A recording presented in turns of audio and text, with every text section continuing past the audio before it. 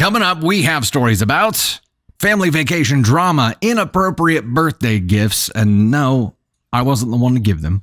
Wedding drama with overbearing mothers, I know that's a complete shock. Picky eaters, roommate bathroom issues, first date etiquette issues. It'd be funny if those two happened at the same time. Roommate bathroom etiquette and first date etiquette. And of course, cake stories and a spicy story as well.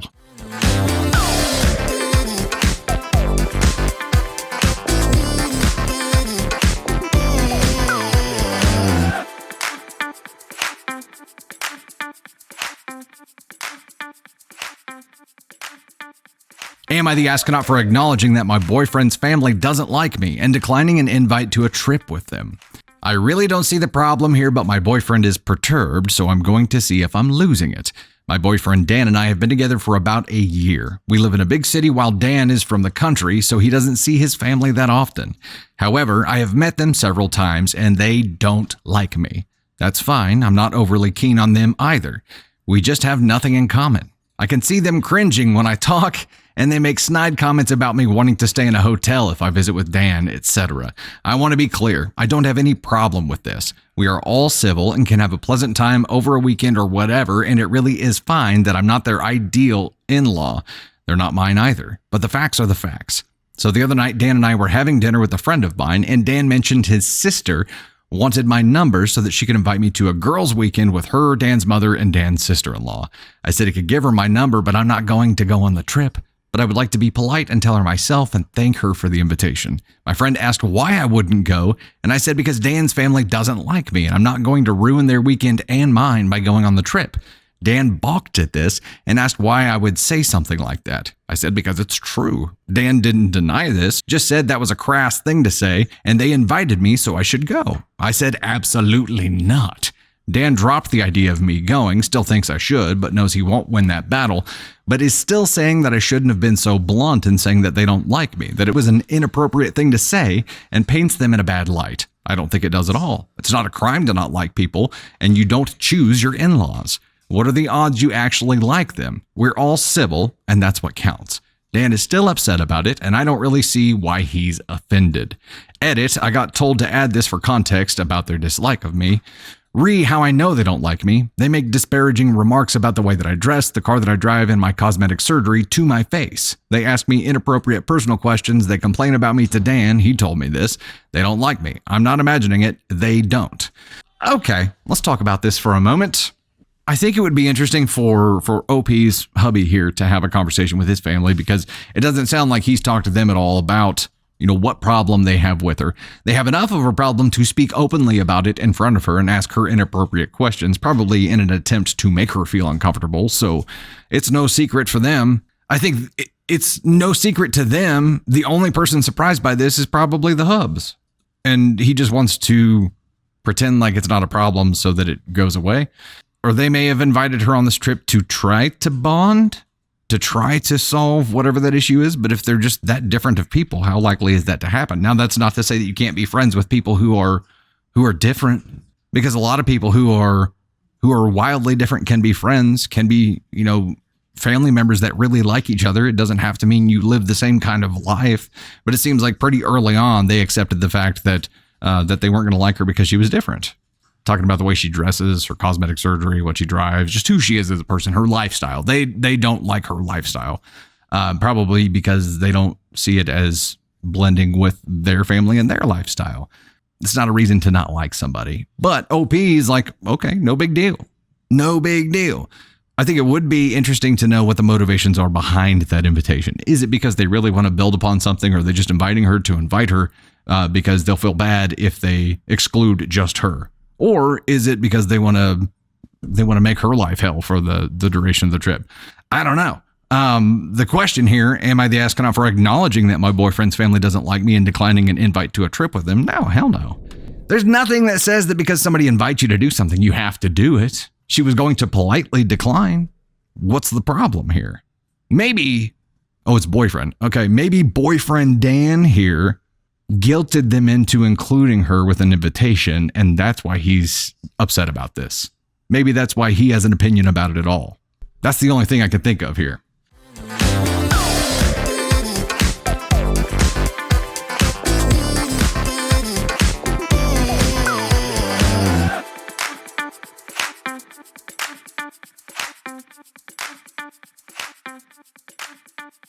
Title of this follower submitted story is Am I the Astronaut for Getting My Nephew a Fart Machine? It sounds like something I would do, but I did not do this.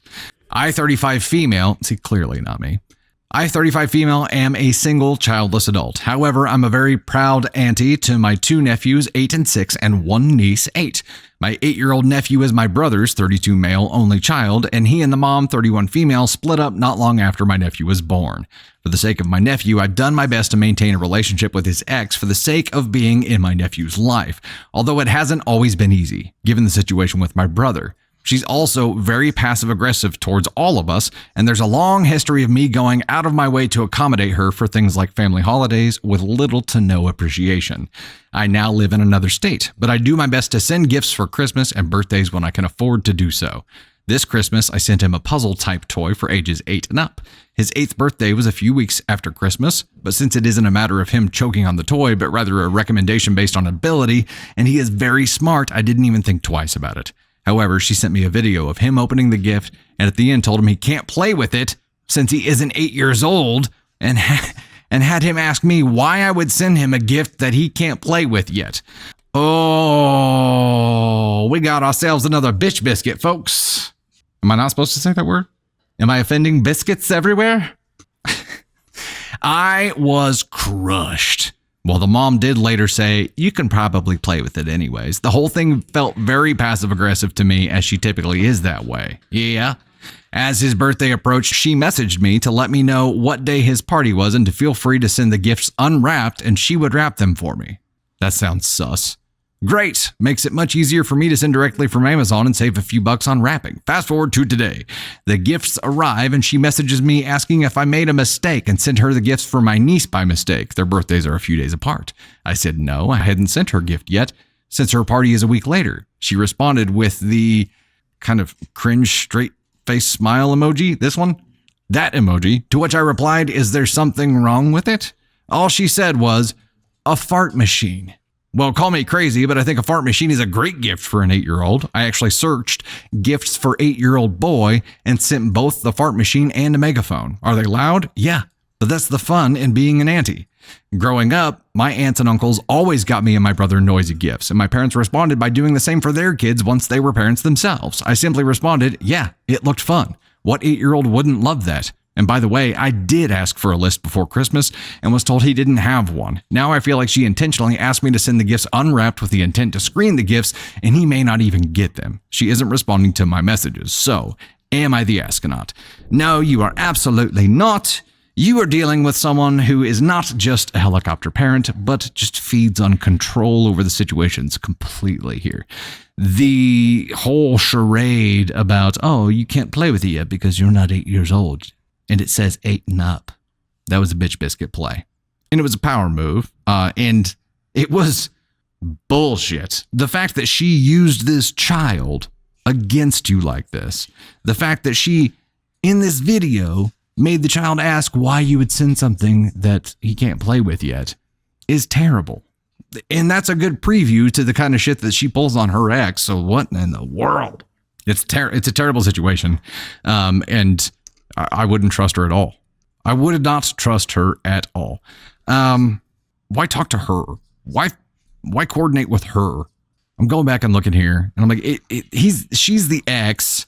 For the sake of my nephew, I've done my best to maintain a relationship with his ex for the sake of being in my nephew's life. Why can't she be a part of her nephew's life through her brother? Maybe he doesn't get to see him, because the smart play here would be, don't play the games with this passive-aggressive control freak. Just develop a relationship with this child through your brother. But it sounds like that's not an option somehow, but she doesn't go into why. Maybe he doesn't have visitation. Maybe I don't know what the issue is, but that sucks. If that is an option at all, I would lean into creating the relationship with him through the brother. If that's not an option, then shit, I don't know. Definitely don't send unwrapped gifts. Even if you do send wrapped gifts now, she's probably going to unwrap them to screen them anyway, just because she wants to control everything and make everyone else look bad. That sucks. This is a her problem, and there's nothing that you can do to solve that. You just have to try to work around it. It is definitely a her problem. That need for control comes from a deep-rooted insecurity. So just recognize it's not a you problem. And sooner or later, the kid will find it out. It's going to take some years, but they'll figure it out. And then you can be the cool aunt who gets to do all kinds of fun stuff. But while they're under her immediate and total control, it's going to be gated by games.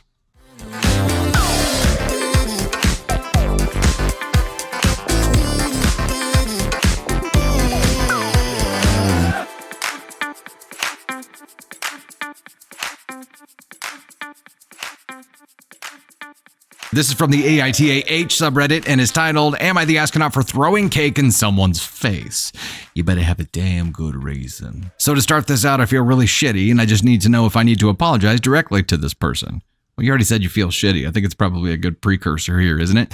I, 25 female, was at my friend's daughter's birthday. I was there with my 3-year-old daughter. My friend's younger brother, male 21, was there, and he was trying to put the birthday girl's face in the cake, which is his niece. We were all telling him no, and he thought it was funny and put some of her face in it anyways. Whatever. Afterward, my daughter was in line waiting for the cake patiently and excited. The cake had flowers, and the brother went up to my daughter, who he doesn't know, it's the first time he met us, and told my daughter to smell the flowers. I look over and he slams my daughter's face into the cake, and she is crying with cake in her nose. How old is this kid? She's 3? She is saying her nose hurts, and he's just laughing the whole time and did not apologize. My daughter's upset and inconsolable, and she just keeps saying, he's laughing at me. I felt so angry I was shaking. When I got my plate and piece of cake, I took it to him and slammed my whole piece of cake all over his face. He was standing next to his girlfriend. I overdid it. I know. I let my anger take over me. My friend is not mad. She said he deserves it, but I feel like she just wants to be nice. I feel like I looked crazy in front of everyone and I was impulsive. I apologized over and over to my friend and she insisted it was funny and that he learned his lesson. I have never done anything physical to someone so impulsively. He looked mad. He had to go to the bathroom and get it all off, and his girlfriend looked mad, helping him clean his face. What would you have done? Am I the astronaut? Hell no, you're not the astronaut. This, in my opinion here, this isn't even an equivalent. An adult male comes up to your 3-year-old kid and slams their face into a cake. The equivalent there is a lot more than just shoving a piece of cake in his face. It sounds like if he enjoys picking on little kids and that makes him feel tough, looks like you need to go find a giant and come back with him to show him what the equivalent of that would be. This is, he was an asshole. He was an absolute asshole. I don't think, I don't think you went far enough, OP, and I sure as shit wouldn't be apologizing for it.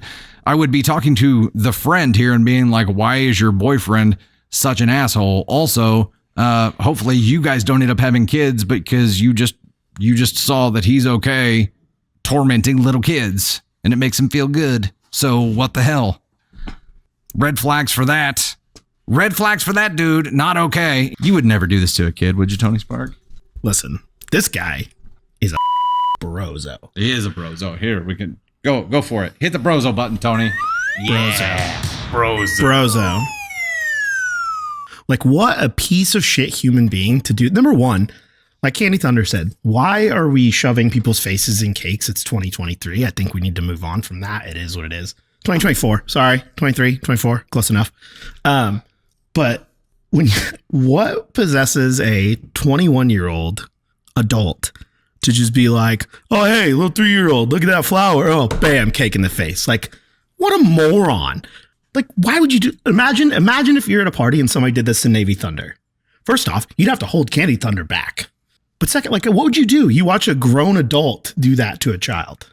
I can't talk about it on the stream. Yeah. Like, that guy sucks. Yeah. That guy, straight to ASCON 1, the worst. OP, you should have, like, put the cake in his face and then also hit him or something. Like, you should have done more than just the cake in the face. I feel like cake in the face, kick in the balls, like, I feel like it was deserved. So there was a story we read the other day about a 12-year-old kid who enjoyed scaring a, 3-month-old baby because he thought it was funny to hear babies cry. This is this guy when he's 21. Psychopath. Yeah. No. Terrible. And the kid is 3 years old. Oh, yeah. Yeah. It's not even like, I can't even think of a situation where it would be like funny to do that, I guess, but just, I don't understand. I don't understand what this dude was thinking. And then to be like, oh, well, it was funny. Like, it was just, And then the fact that, like, did anybody else at the party say anything? The girl was like, oh, you got what you deserve. But, like, nobody's like, oh, my God, I'm so sorry. He shouldn't have done that. No, it's just like what are we doing here? Here, we can go ahead and put him right there. Yeah. Straight to ask on one. Straight there, You're a jabroni. Brozo. Joe Brony. All That's the things. his full name. Yeah. Yeah, terrible person. If somebody volunteered for it, sure. That's like the only time it's ever funny. Somebody like throw cake in my face. Yeah. Okay, cool. Not, oh, hey, little girl, look at the flowers. Cool. Stupid.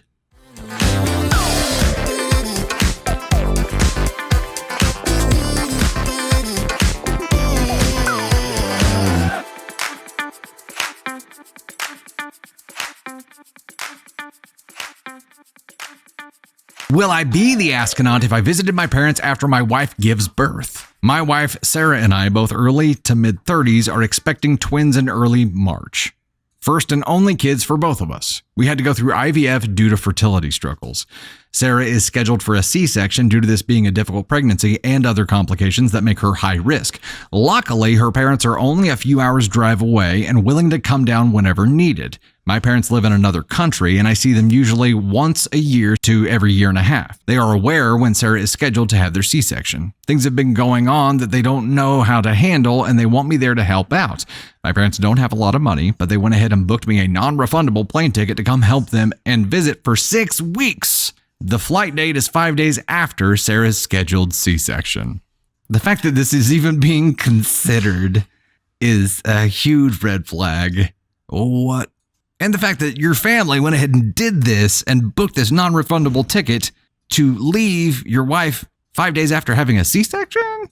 Lots of smart things going on here. I've asked Sarah to look into rescheduling her surgery. Wait, what? Of all the things going on here, you think that's the thing to reschedule? Okay, you're going to get this right up front here. A few weeks earlier, if possible, but she's refused, saying she's gotten herself mentally prepared for that particular date.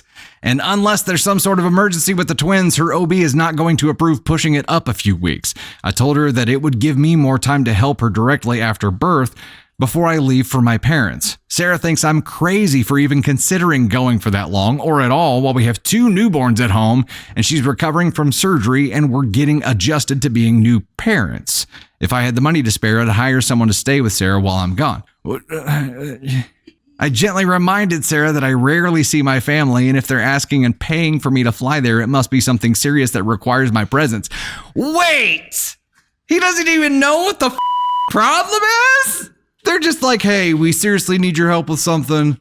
Here's a plane ticket. And he's like, okay, bet. No questions asked. By the way, I'm having a kid. My wife's having a C-section. This is 5 days after that, but yeah, I'll be there. Okay. Here's clarification. At parents' request, I did not tell her the nature of the issues they need help with. You don't think she has a fucking right to know, bro? You don't think she has a right to know why you were leaving her 5 days after giving birth via C-section? Nah. Plus, Sarah's own parents are only 2 to 2.5 hours drive away, and I'm confident they'd drop whatever they're doing to come help should she need it. She's going to need it. Her mom works remotely and could even stay over some nights to help out with the twins. She doesn't need every once in a while help, you dick knot. Sarah again called me crazy and ended up telling her parents what I suggested. They're both calling me lecturing and fussing about abandoning Sarah when she needs me most. I ended up venting to my younger brother, who is also going to be flying out to our parents, but for a shorter time. He's not married and child-free. And he says Sarah is way out of line and she'll be fine if I go. She's simply reacting this way due to hormones. That's the guy you should be listening to. That's the guy. Hey, you know what? There's probably a reason that he's not married and child-free. That's the guy. That's the guy that you should definitely be like, hey, can I get some relationship advice from you, bro? To be honest, I really want to go, and my parents would lose several $1,000s if I refused. And I have to buy myself a ticket later if I don't go then. Will I be the astronaut if I went? Yes. You would be, and already are, an Ascon 1. And not just an Ascon 1, you're a brozo, dipshit, douche canoe Ascon 1. The fact that you uttered these words and said, I really want to go, means that either you're just freaking out and trying to escape about being a brand new dad, but you went through IVF. You did this on purpose.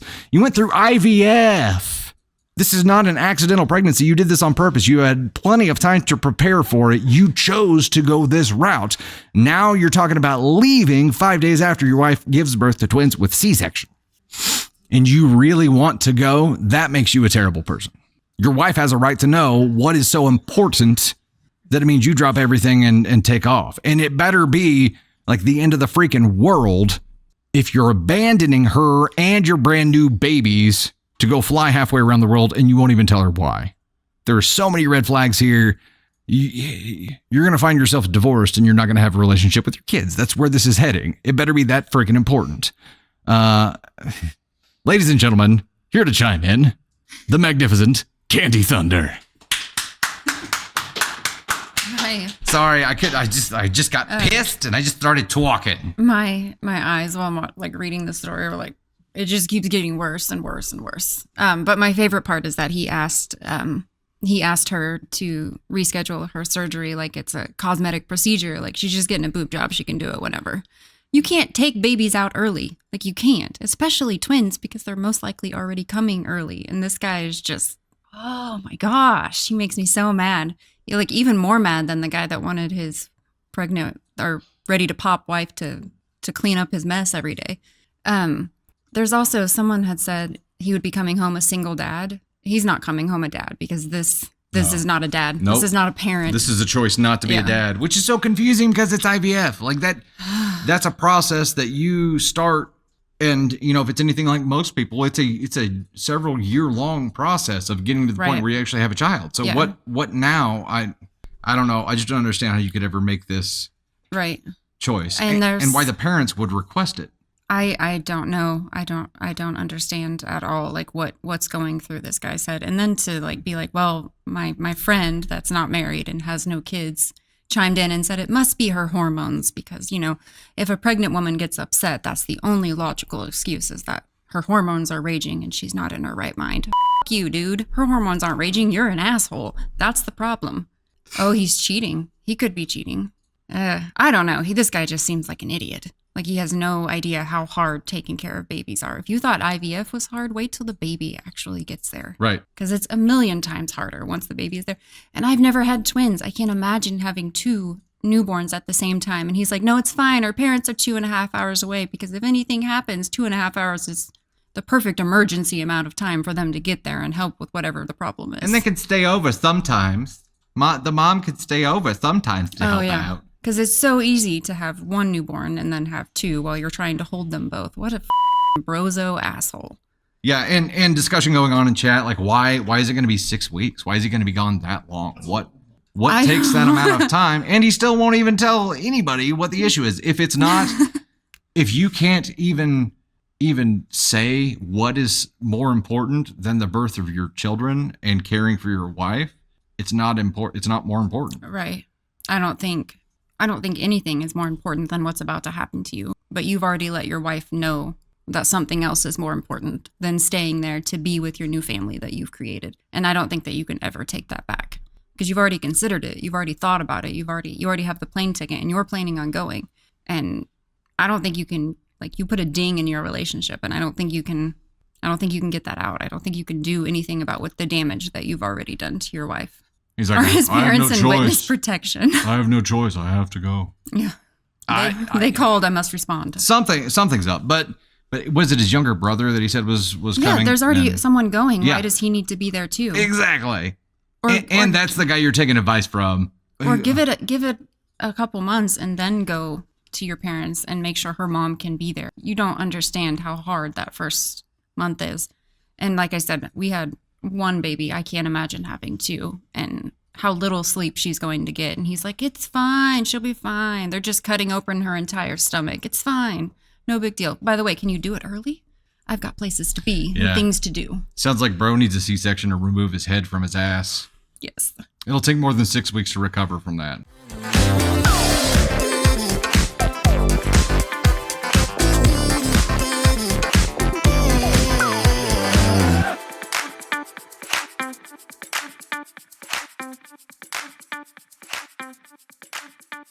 This is a follower submitted story and it's titled, Am I the Astronaut for Putting My Foot Down About My Wedding? I am getting married late 2024. When I got engaged, my mother became a momzilla. When my older sister got married, it was like a courthouse with none of us there to a guy we didn't like. So my parents never got to have a big wedding or plan anything. I've never been the girl to plan out her perfect wedding and never knew right away what I wanted. The night I got engaged, my mom bombarded me with all sorts of questions and was panicking. We were engaged for about a week and she was freaking out about us picking a date for the wedding. My fiance and I originally wanted a small, intimate wedding with just select family. I got screamed at for that idea. For months, my mother was on me to find a venue we wanted. When my fiance and I found a venue we liked, we checked it out. I knew that it was the one that I wanted. My mother was trying to push us to look at a place she told us about.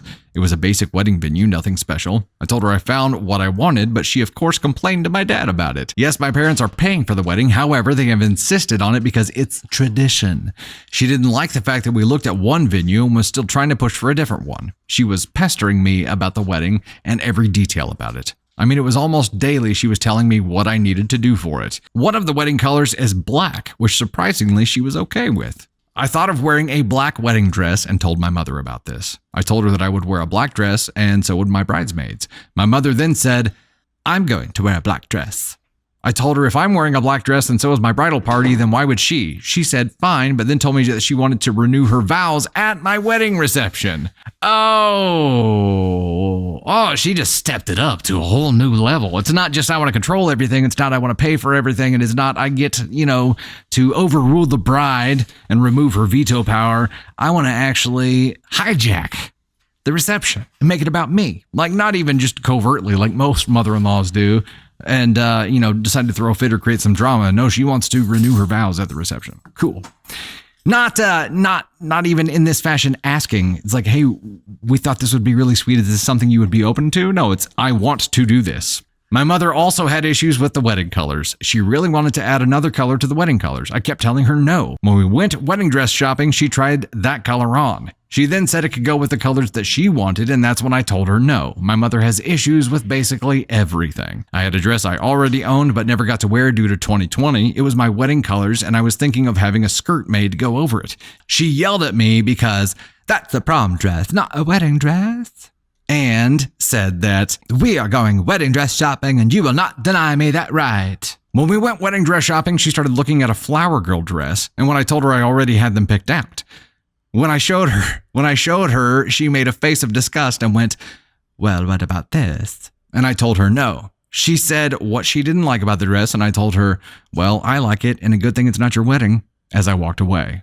Ooh, them's fighting words. My fiance decided he didn't want to wear a traditional suit and tie, which my mother, of course, had something to say about that. When it came to find a DJ and photographer for the wedding, my mom was on me for it, telling me how they book fast and I need to get on it already.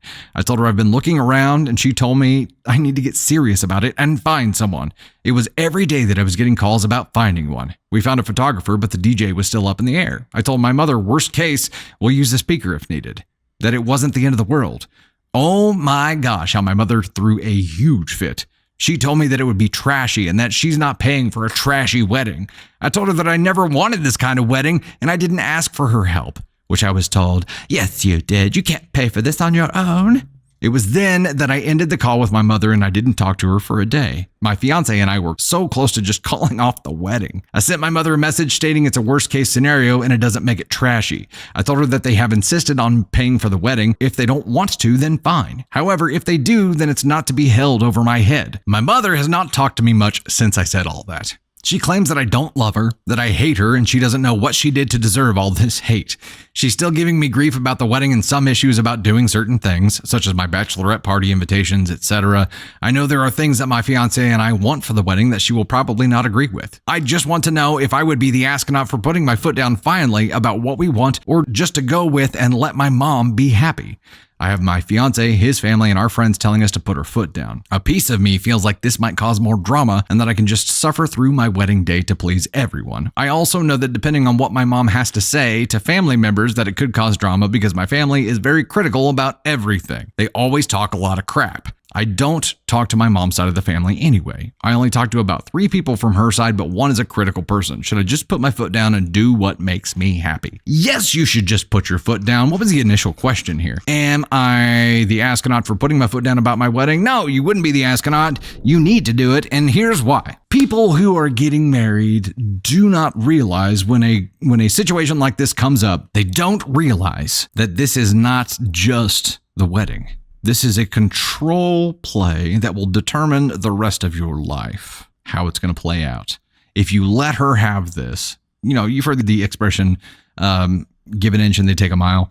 That's exactly what would happen here. Consider your wedding an inch in the grand scheme of your adult life, right? Or your married life here. You probably plan on having kids. You probably plan on moving at some point. You probably plan on a lot of married things, right? If you let mother exert control here, she's going to get a say in everything else that you do after this point.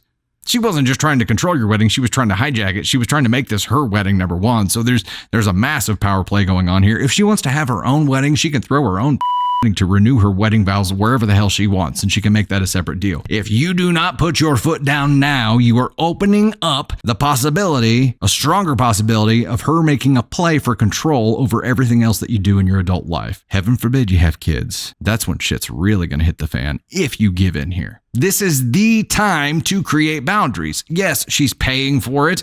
She doesn't have to. She gets a vote. She doesn't get the veto vote. She doesn't get the final say. And unless she's willing to accept those terms, tell them to screw off. They don't have to pay for anything. You can do the little thing that you guys want to do. Just make it your own way. You have to create and reinforce and stand by your boundaries here, or there will be hell to pay later on. This go along to get along approach that you think is not going to create drama, it's going to create drama too. And if her side of the family talks shit no matter what, they're going to talk shit no matter what. You cannot prevent that from happening. They are who they are. They need the drama to survive. It's just going to be whatever the topic is that day. It's not going to not happen. It's just a matter of, is it going to be about you or not? If her side of the family talks shit, wouldn't you rather the story be, wow, her daughter finally stood up to her and wouldn't let her bully her around, rather than, oh, this is really the mom's wedding. She's renewing her vows at the reception. She picked out all this stuff. It's everything that she wanted. What would you rather that narrative be? They're going to talk shit no matter what. You choose the story. It is more important to me, though, to look at this as a precursor for the rest of your lives. How much control are you willing to let her have? You want her to determine where you're going to live, what job you're going to do, how your kids are going to be raised? Or do you want to make those decisions yourself with your partner?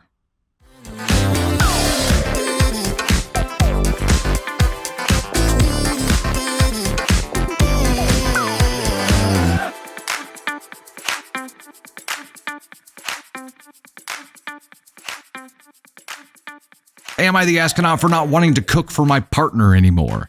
Hey, Dusty, Candy, and Tony. Oh, look at that. They know the whole gang. Longtime listener and would really value your opinion on this one.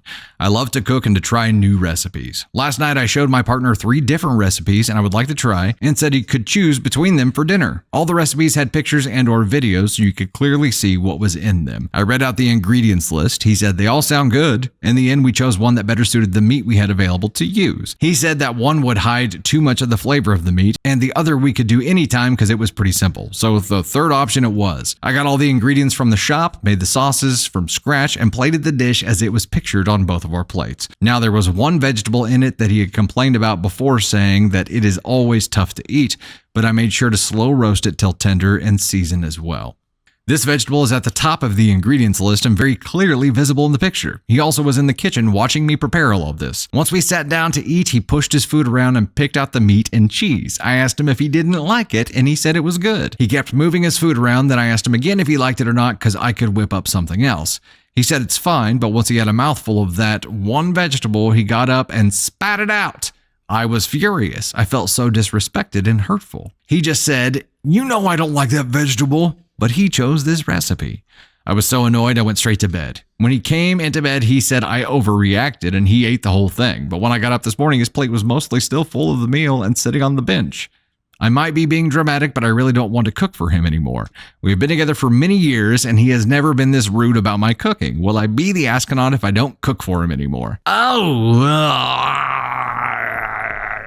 I mean, the question is, am I the astronaut for not wanting to cook for my partner anymore? If we take it at face value right there, that's a feeling, right? Like the desire is a feeling. You can't be an asshole for feeling something if you actually, it's how you react or enact those feelings into action that can or can't make you an asshole. So I think it's how you follow through with this here. There's something I said before in stories about people not liking cooking, and I feel like I have to go back and reference it and at least be a little bit consistent with that. I feel like when you're cooking for someone, there's a risk involved, right? There's a risk involved of someone not liking it, and either that person can pretend to like it for your sake, or they can be truthful with you, and then you can know and take that observation for next time. The way that he handled it here, the way that your partner handled it here, was pretty childish. Picked around at it and then said, I don't like that one thing. And then said that he ate the whole thing, but clearly didn't. Like he handled it. He didn't handle it well. I honestly don't think that you handled it great either, though. And this is one of those things where, if you create new things and you're trying new recipes, somebody's bound to not like something. It's not a personal reflection on you. He acted like a child about it. And yeah, that sucks. He needs to change how he reacts to things there too. But on your end, as you're trying different things, you're going to come up on more things that he doesn't like, or maybe even you don't like. And how you react to those, I think, is how you can grow from it. You can take this as an observation, as a note, and be like, okay, well, we just know to avoid this kind of thing in the future. That's fine.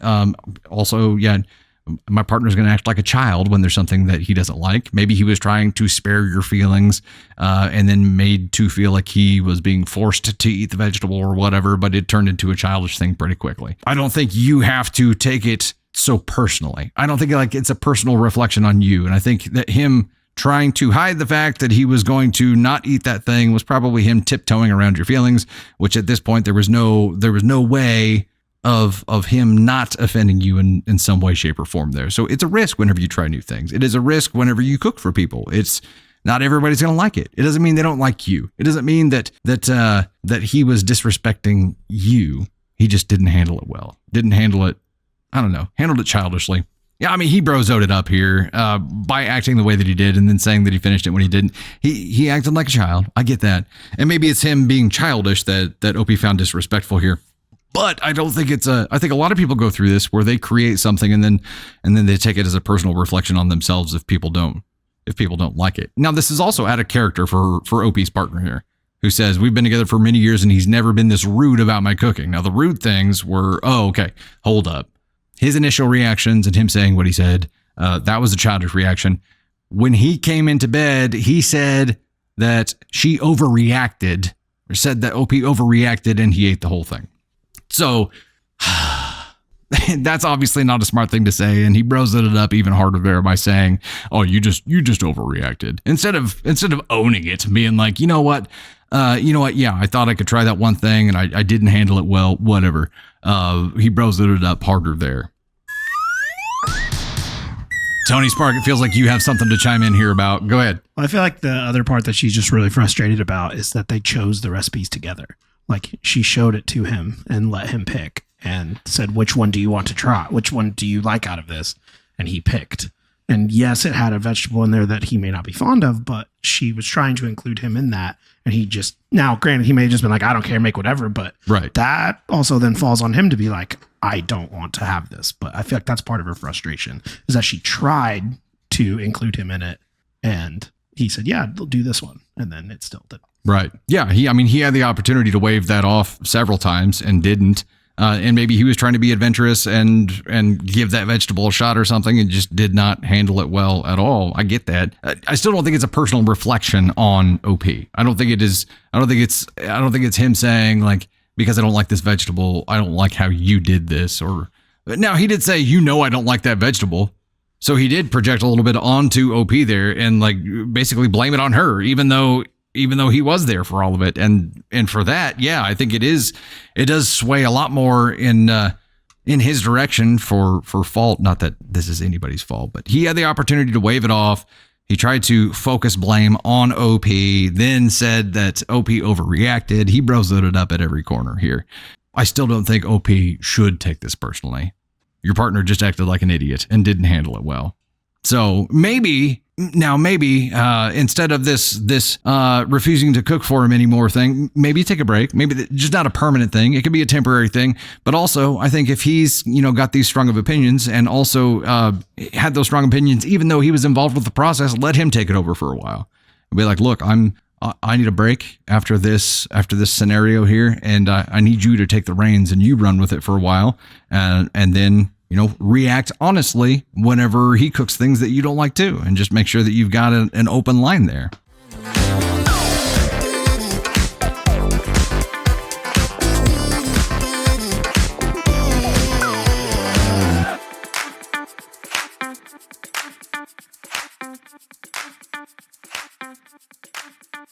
Am I the astronaut for eating before my date arrived at the restaurant?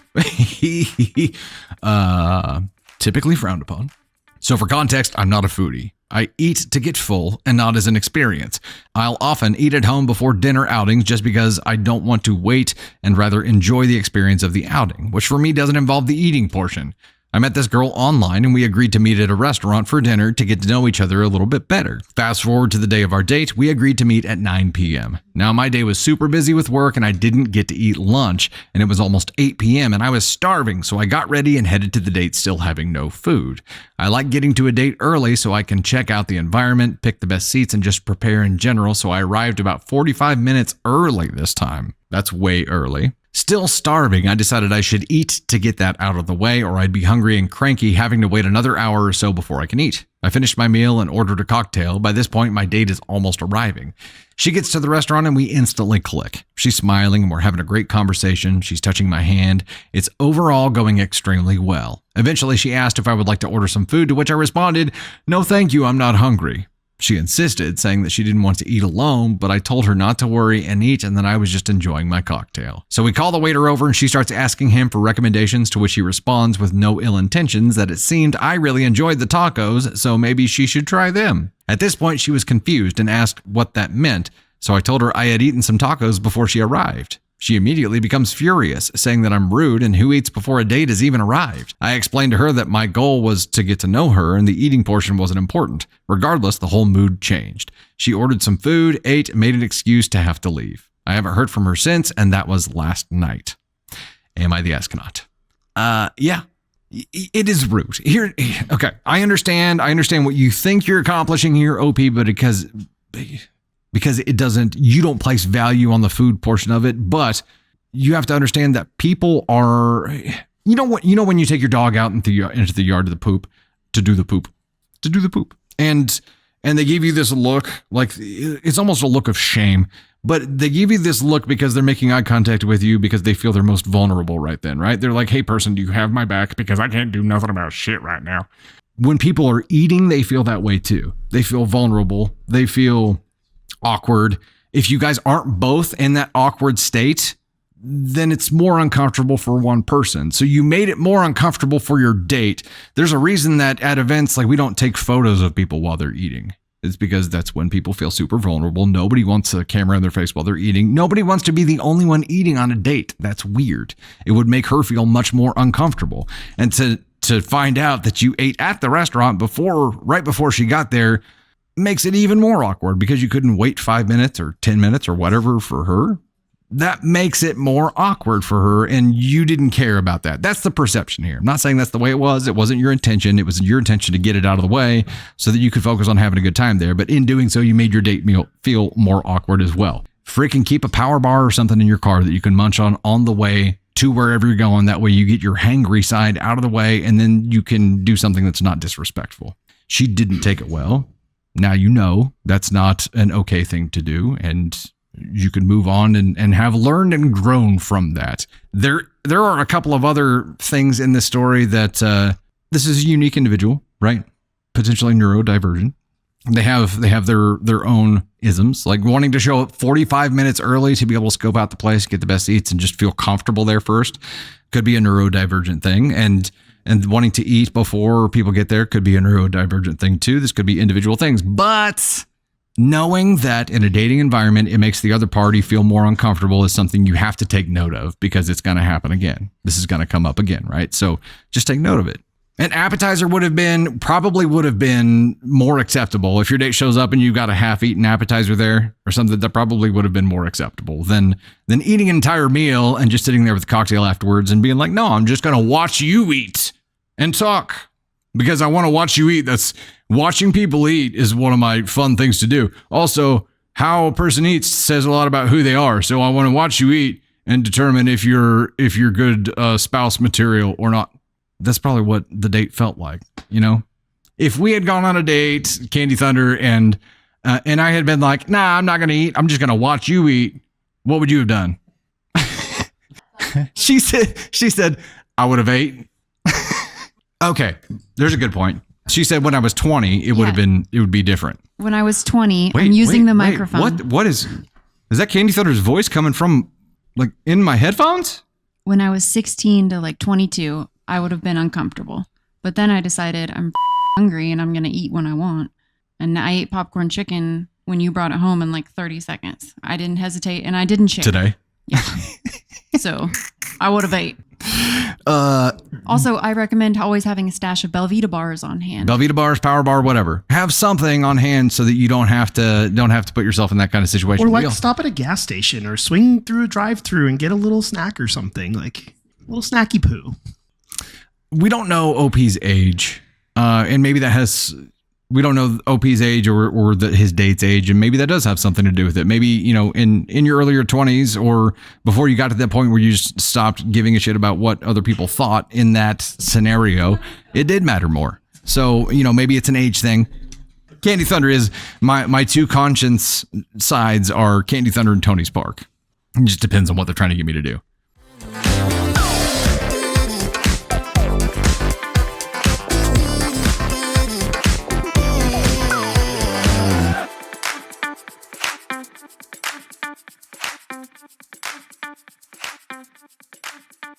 Am I the astronaut for intentionally making the wrong cake? I know the title doesn't sound great, but hear me out. 5 years ago, my dad got remarried after my mom passed away following a lengthy illness. I was happy that my dad had found someone that made him happy, even if I wasn't thrilled about his new bride. She's always been kind to me, but I haven't ever gotten used to how she is with my dad. But hey, if he's happy, I can live with it. I recently visited my dad and stepmom, to celebrate my dad's birthday. They had planned to get together at their house with some of their friends and her kids and grandkids. She always goes a little crazy when planning an event, so she was freaking out leading up to the party and was particularly rude and mean to my dad. I had told her that I would take care of making the cake. She reluctantly agreed, but said, "Make sure it's gluten-free for my allergies." I told her, "No problem," and rolled my eyes. Her gluten allergy always seems to act up or be an issue at very convenient times for her, so I decided to do a little test. I got all the ingredients for the cake and made a beautiful cake for the party. It came time to sing happy birthday and cut the cake. Everyone took a slice, including Stepmonster, and they all raved about how good it was. Stepmonster even had a second slice. After the party was over, the three of us were cleaning up and she found the empty cake mix and saw that it wasn't gluten-free. She flipped out. She started yelling at me for not taking her allergies seriously and how she knew something was off because now she doesn't feel good. I apologized and said I forgot. They went off to bed, and apparently she spent the whole night sick in the bathroom and berating my dad all night like it was somehow his fault. My flight was leaving the next day, and she seemed more than happy to have me leave and mentioned no less than 5 times about how tired she was from being sick all night. I know it probably wasn't the right thing to do, but I had enough, and I feel like now we all know that her allergy is just a convenient excuse. Am I the astronaut? I'm kind of torn on this because if it is a real allergy that just hadn't like kicked in yet, then yeah. But if it is an act and it's just an act for attention or control or whatever it is, then yeah, that's some bullshit. But how quickly do gluten sensitivities kick in? I guess that's the question. Given what we know about her gluten allergy now, would you say it's legit? Or is it potentially an act? Okay, Candy Thunder has something to say here. Here we go. Okay. Oh, yeah, here comes the voice of God again.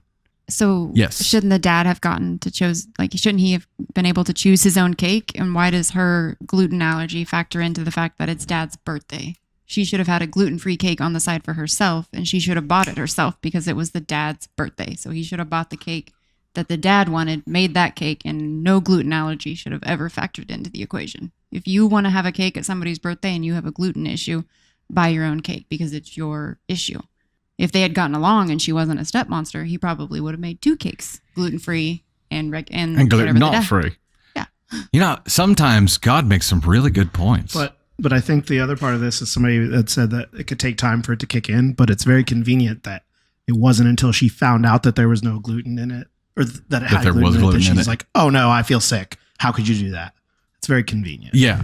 Yeah. So, I mean, hell, you can't say now because, I mean, who would in commitment to an act lock themselves in the bathroom and pretend to have the Hershey squirts all night? Who would do that? That's commitment. That's a lot of commitment. Maybe dad wanted gluten-free as well. It's possible, but Candy Thunder, aka Voice of God, makes some really good points there. That dad should have been able to choose, and she's just forcing that onto other people. I don't know. It's risky no matter what. Like OP here didn't know for sure that it was an act. It was an experiment, right? So the experiment was to see if there was a reaction or not. And if you're intentionally giving somebody the immediate Hershey squirts, then that's kind of an asshole thing to do, especially since this person wasn't terrible to you. Said that she was always kind to you, just didn't like how she was with your dad. So I mean, I get it, but it's just risky. I don't know. Messing with people's allergies and sensitivities could have very, very, very terrible unintended side effects, and I would be afraid to do it myself, because if something really, really bad happened, you're gonna get thrown in the slammer because you made a cake with intentionally the wrong shit. I don't know. It doesn't seem worth it. It doesn't seem worth it. Experimenting with health is an asshole move, but the point remains: if you need something that is unique, I think it's on you to make sure that you have that for yourself and you're not forcing that onto everyone else.